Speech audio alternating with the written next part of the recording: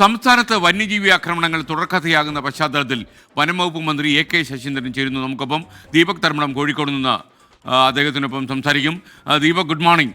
യഥാർത്ഥത്തിൽ ഈ ഇന്നലെ ഒരാൾ ചോദിക്കുന്നുണ്ടായിരുന്നു, ഈ വനംവകുപ്പ് മന്ത്രി സ്ഥലത്തില്ലേ എന്നുള്ളത്. കാര്യം മുഴുവൻ അമർഷവും വനംവകുപ്പിനോടും മന്ത്രിയോടും ഒക്കെ മാറുകയാണ്. ഇന്നലെ OR കേളുവിൻ്റെ അവസ്ഥ അറിയാമായിരുന്നല്ലോ. അപ്പോൾ അദ്ദേഹത്തിനോട് നിശിതമായി ചില കാര്യങ്ങൾ നമുക്ക് ചോദിച്ചറിയേണ്ടതുണ്ട്. അതെ SKN, ഒരുപക്ഷെ ഈ പ്രേക്ഷകർ ചോദിക്കുന്ന അല്ലെങ്കിൽ നാട്ടുകാർ ചോദിക്കുന്ന ചോദ്യത്തെ നമുക്ക് തള്ളിപ്പറയാൻ സാധിക്കില്ല. കാരണം അത്രമേൽ രൂക്ഷമായ വന്യജീവി ആക്രമണം എല്ലായിടത്തും നടക്കുകയാണ്. ഇന്നലെ വയനാട്ടിൽ, ഇന്നിപ്പോൾ പാലക്കാട്, അങ്ങനെ നിരന്തരം സംഭവങ്ങൾ നടന്നുകൊണ്ടിരിക്കുന്നു. മാത്രവുമല്ല, കഴിഞ്ഞ വർഷം ഈ വന്യജീവി ആക്രമണത്തിൽ മാത്രം മരിച്ചത് 74 പേരാണ്. ഇത്തരത്തിൽ അതിഗുരുതരമായ രീതിയിൽ കേരളത്തിലെ സാഹചര്യം പോകുന്നു. ആ ഘട്ടത്തിലാണ് വനംമന്ത്രിക്കെതിരെ പ്രതിഷേധം വരുന്നത്. മാത്രവുമല്ല, ഇന്നലെ OR കേളുവിനെ തടഞ്ഞു വെച്ച് പ്രതിഷേധം, അത് വലിയ ധാർമ്മിക രക്ഷാപ്രകടനം തന്നെയായിരുന്നു. അവിടെയുള്ള ജനങ്ങളുടെ ശക്തമായ പ്രതിഷേധമായിരുന്നു. ഈ വേളയിലാണ് വനംമന്ത്രി എ.കെ. ശശീന്ദ്രൻ നമ്മളോടൊപ്പം ചേരുന്നത്. അദ്ദേഹം ഇപ്പോൾ വകുപ്പ് അധികൃതരുമായിട്ടുള്ള ടെലിഫോൺ സംഭാഷണത്തിലാണ്. കാലത്ത് തന്നെ PS മധുവുമായി സംസാരിക്കുന്നു, അതുപോലെ തന്നെ ഹെഡ് ഓഫ് ഫോറസ്റ്റുമായി സംസാരിക്കുന്നു. മിനിസ്റ്റർ, സ്ഥിതിഗതികൾ അതിരൂക്ഷമാണ്. എന്താണ് സർക്കാർ ചെയ്യാൻ പോകുന്നത്? മലയോര മേഖലയിലെ വന്യജീവി അക്രമം കേരളത്തിൻ്റെ ഒരു മൊത്തം പ്രശ്നമായി വളർന്നു വന്നിരിക്കുകയാണ്. അവിടെ താമസിക്കുന്നവർക്ക് മാത്രമല്ല, നാട്ടിലെ ജനങ്ങൾക്കാകെ ആ മേഖലയിൽ സംഭവിച്ചുകൊണ്ടിരിക്കുന്ന മരണം ഉൾപ്പെടെയുള്ള ധാരാളം സംഭവങ്ങളിൽ അമ്പരന്ന് നിൽക്കുന്ന ഒരു സ്ഥിതിയുണ്ട് എന്നത് നിഷേധിച്ചിട്ട് കാര്യമില്ല. അപ്പോൾ ഇതിനുള്ള ഒരു പ്രതിവിധി എന്ന് പറയുന്നത് നമുക്കെല്ലാവർക്കും അറിയുന്നത് പോലെ ദീർഘകാലാടിസ്ഥാനത്തിൽ ആസൂത്രിതമായ പ്രതിരോധ പ്രവർത്തനങ്ങൾ ഏർപ്പെടുത്തുക, എന്നാൽ അതേസമയം തന്നെ താൽക്കാലികമായ പ്രതിരോധ പ്രവർത്തനങ്ങൾ നടക്കുന്നതിന് വേണ്ടിയുള്ള അടിയന്തര നടപടികളും സ്വീകരിക്കുക. അതിന് ഏകോപിത മാർഗത്തിലൂടെയുള്ള കർമ്മ പദ്ധതികൾക്ക് രൂപം നൽകുകയും ഒരു മാസ്റ്റർ പ്ലാൻ തയ്യാറാക്കുകയും ചെയ്യേണ്ടതുണ്ട്. ഈ അടിസ്ഥാനത്തിൽ ഞാൻ നേരത്തെ വ്യക്തമാക്കിയതുപോലെ 12 സോണുകളാക്കി കേരളത്തെ തിരിച്ചിട്ടുണ്ട്. അതിലിപ്പോൾ ഉത്തരമേഖലയിലും മധ്യമേഖലയിലുമാണ് ഇത്തരം സംഭവങ്ങൾ കൂടുതലായി കാണുന്നത്. ഈ 2 മേഖലകളിലും പ്രത്യേകമായ ഒരു സംവിധാനം ഉണ്ടാക്കുന്നതിനെക്കുറിച്ച് ആലോചിക്കാൻ ഒരു ഉന്നതതല യോഗം അടിയന്തരമായി ചേരാൻ നിർദ്ദേശിച്ചിട്ടുണ്ട്. അതിനുശേഷം നിയമിക്കപ്പെടുന്നവർ, തീരുമാനിക്കുന്നവർ ബന്ധപ്പെട്ട മേഖലകളിൽ പ്രത്യേകമായി തന്നെ ചുമതലയേറ്റ് പ്രവർത്തനം ഏകോപിപ്പിക്കുകയും ജനങ്ങളുടെ ആശങ്ക അകറ്റാൻ ആവശ്യമായ നിരീക്ഷണ സുരക്ഷാ നടപടികൾ സ്വീകരിക്കുകയും ചെയ്യുക എന്നതാണ്. ഞാൻ ഇടപെടുകയാണ്. കാരണം നേരത്തെ നമ്മൾ ഈ വന്യജീവി ആക്രമണം ചർച്ച ചെയ്യുന്ന സാഹചര്യമല്ല. ഇപ്പോൾ രൂക്ഷമായ പ്രശ്നങ്ങളാണ്. മാത്രമല്ല, പ്രതിഷേധം അതിരുകടക്കുന്ന രീതിയിലേക്കാകുന്നു. ഇന്നലെ OR കേളുവിനെ തടഞ്ഞു വെച്ച കാര്യം ഉൾപ്പെടെ മിനിസ്റ്റർ കണ്ടതാണ്.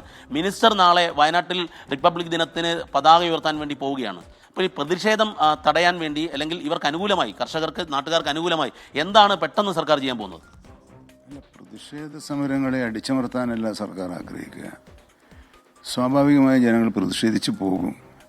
അതിനെ അവരെ കുറ്റപ്പെടുത്തിയിട്ട് കാര്യമില്ല. അവരുടെ വേദനയേറിയ അനുഭവങ്ങളിൽ നിന്നാണ് അവർ പ്രതിഷേധിക്കുന്നത്. അപ്പോൾ അതിനെ തള്ളിപ്പറയാനോ ഏതെങ്കിലും തരത്തിൽ അടിച്ചമർത്താനോ ഗവൺമെൻറ് ഉദ്ദേശിക്കുക. പ്രതിഷേധിക്കാനുള്ള അവകാശം നിലനിർത്തിക്കൊണ്ട് തന്നെ അവരുമായി ആശയവിനിമയം നടത്താനാണ് ബഹുമാനപ്പെട്ട പട്ടികജാതി പട്ടികവർഗ വികസന വകുപ്പ് മന്ത്രി അവിടെ ചെന്നത്. ബഹുമാനപ്പെട്ട ജില്ലാ കളക്ടറും അവരുമായി ബന്ധപ്പെടുന്നുണ്ട്. അപ്പോൾ ഭരണകൂട സംവിധാനങ്ങളാകെ ഈ കാര്യത്തിൽ സവിശേഷ ശ്രദ്ധ പുലർത്തിക്കൊണ്ട് പ്രവർത്തിക്കുന്നുണ്ട് എന്നതാണ് ഇപ്പോൾ പറയാനുള്ളത്. എന്നാൽ റിസൾട്ട് ഉണ്ടാകുന്നില്ല എന്നതാണ് ഇതിൻ്റെ ഒരു പ്രധാനപ്പെട്ട ന്യൂനതയായി കണ്ടെത്തിയിട്ടുള്ളത്. ഈ അടിയന്തര യോഗം ഇന്ന് തന്നെ നടക്കുമോ? ഓൺലൈൻ യോഗമാണോ ഇത്? മാത്രവുമല്ല, പ്രാദേശികമായ യോഗങ്ങൾ നടന്ന് ജില്ലാതലത്തിൽ DFO തലത്തിലോ അല്ലെങ്കിൽ CCF തലത്തിലോ നടന്നിട്ട് കാര്യമില്ല. സംസ്ഥാന തലത്തിൽ അടിയന്തര യോഗം ഇന്ന് തന്നെ ഉണ്ടാകുമോ? അല്ല, ഇന്നിപ്പം ചെയ്യാൻ പോകുന്നത് അടിയന്തരമായും ജില്ലാ കളക്ടറും പോലീസും ഉൾപ്പെടെയുള്ള ടീം നിലനിർത്തി സ്ഥിതിഗതികൾ വിലയിരുത്തി റിപ്പോർട്ട് ചോദിക്കാനാണ്.